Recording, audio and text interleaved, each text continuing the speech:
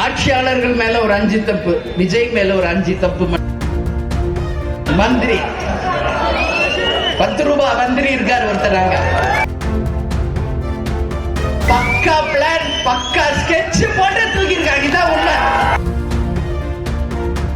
கரூர் பெருந்துயரம் தொடர்பாக தமிழ்நாடு அரசின் 5 தவறுகளை பட்டியலிட்ட பிரேமலதா விஜயகாந்த்.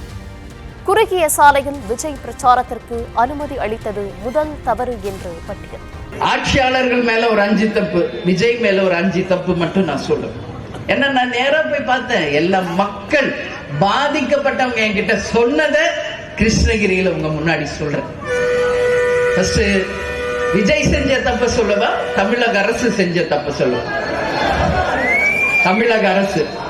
ஓகே, நான் சொல்றேன் தமிழக அரசு செய்த தவறு என்ன அப்படின்றத நான் ஃபர்ஸ்ட் சொல்றேன். இன்னைக்கு இந்த மாதிரி இடத்துல ஒரு சின்ன மீட்டிங் மாதிரி போடுங்க, இவ்வளோ கட்டுப்பாடு விதிக்கிறீங்களே. இன்னைக்கு கோர்ட்ல ஆர்டர் வருதுல, தேமுதிக மாதிரி உண்மையான கட்சி அதை நாங்க மதிக்கிறோம் இல்ல. சட்டத்தை மதிக்கின்ற ஒரே கட்சி தேசிய முற்போக்கு திராவிட. அந்த சட்டம் ஒண்ணு சொன்னா, காவல்துறை ஒரு விஷயத்தை சொன்னா அதை அப்படியே இமையளவு மாறாமல் ஃபாலோ பண்ற கட்சி தேமுதிக. ஆனா தமிழக அரசு செஞ்ச முதல் தப்பு, அந்த குறுகலான பாதையில அவர்களுக்கு பேச அனுமதி கொடுத்தது யார் என்ற கேள்வியை மக்கள் சார்பா நான் கேள்வி கேட்கிறேன். 100 அடி சாலையில பாதி சாலை பஸ் 60 அடி 40 அடி தான் இருக்கு. அது முதல் தவறு. அங்க முதல்ல பிரச்சனை எங்க ஆரம்பிக்குதுன்னா, ஆம்புலன்ஸை யார் அந்த கூட்டத்தில் அனுமதித்தது யார்? இந்த கேள்விக்கு தமிழக அரசு பதில் சொல்லி ஆகும். அந்த ஆம்புலன்ஸ் உள்ள வரும்போது மக்கள் மத்தியில இட நெருக்கடி ஆகுது, நெரிச்சல் உண்டாகுது, ஒருத்தர் மேல ஒருத்தர் விழுகிற நிலைமை உருவாகுது. அடுத்தது 3வது பிரச்சனை பார்த்தோம்னா, ஃபர்ஸ்ட் ஒரு ஆம்புலன்ஸ், அடுத்து ஒரு ஆம்புலன்ஸ் போகுது. விஜய் பேசிக்கிட்டு இருக்காரு மேல. யார் விஜய் மேல செருப்பு கல்லு வீசினது? யார் யார் வீசினா?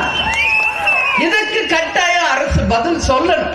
இன்னைக்கு சிசிடிவி ஃபுட்டேஜ் எல்லா இடத்துலயும் சுத்துது.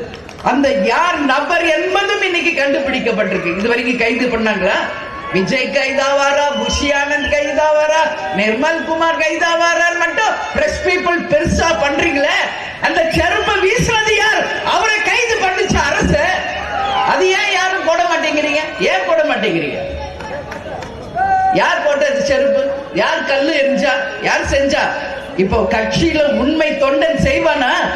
அந்த மாதிரி விஜயை விரும்பி அந்த கூட்ட விஜய் மேலக்க போடுமா? அப்ப செய்தது யார்? லோக்கல் ரவுடிஸ் தான் இதை பண்ணிருக்காங்க. இதுல மாற்று கருத்தே கிடையாது.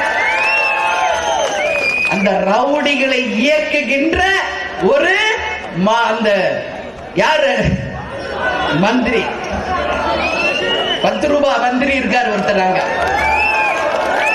புரியுதா? நான் எப்ப போனாலும் விஜய் பாட்டா பாடிட்டு போயிட்டாரு, நான் வசனமா பேசிட்டு தான் வந்திருக்கேன் இது வரைக்கும். இன்னைக்கு தமிழ்நாடுல எல்லா இடத்துக்கு தான் போனாரு. கரூருக்கு வர்றப்ப மட்டும் ஏன் பிரச்சனை? என்ன பிரச்சனை? நான் சொல்றேன், பக்கா பிளான், பக்கா ஸ்கெட்ச் போட்டு தூக்கியிருக்காங்க. இதான் உண்மை. பக்கா பிளான். உண்மை இல்லைன்னு யாரு மறைச்சாலும் உண்மை ஒரு நாள் வெளியே வரும். புரியுதுங்களா? இது 4வது. 5வது, அந்த கூட்ட நெரிச்சலை கட்டுப்படுத்த காவல்துறையே கிடையாதுங்க. இதான் உண்மை. இன்னைக்கு போய் பேசுறாங்க. யூசுவலா 20 பேருக்கு ஒரு காவல்துறையை வைப்போம், 50 பேருக்கு ஒருத்தரை அங்க எக்ஸ்ட்ரா போர்ஸ் கொடுத்து 20 பேருக்கு ஒருத்தரை நிப்பாட்டணும்னு சொல்றாங்க. நம்ம எல்லாரும் பார்த்தோம்ல, விஷுவல்ஸ் பார்த்தோமா இல்லையா? அந்த நம்ம ட்ரோன் ஷாட்ஸ் காமிக்கிறாங்க. எங்கேயாவது காவல்துறை பிரவுன் ட்ரெஸ் போட்டு நிக்கிறாங்களா? சொல்லுங்க. ஏன் காவல்துறை அங்க போல? இன்னைக்கு ஆட்சியாளர்கள் வர்றாங்கன்னா திருச்சியில இருந்து கரூர் வரைக்கும் ஒரு 10,000 போலீஸ் ரோட்ல நிப்பாட்டுறீங்க. ஒத்த ஆள் வர்றதுக்கு 10,000 போலீஸ் ரோட்ல நிக்கிறாங்க. நான் பார்த்தேன் அன்னைக்கு. ஏன் இன்னைக்கு லட்சக்கணக்கான மக்கள் கூடும்போது ஏன் காவல்துறை செயலில் இருந்து நின்னது என்ற கேள்விக்கு தமிழக அரசு மக்களுக்கு பதில் சொல்லணும். கண்டிப்பா சொல்லணும். இது மாதிரி இன்னும் பல்வேறு இருக்கு. நான் 5ஓட முடிக்கிறேன்.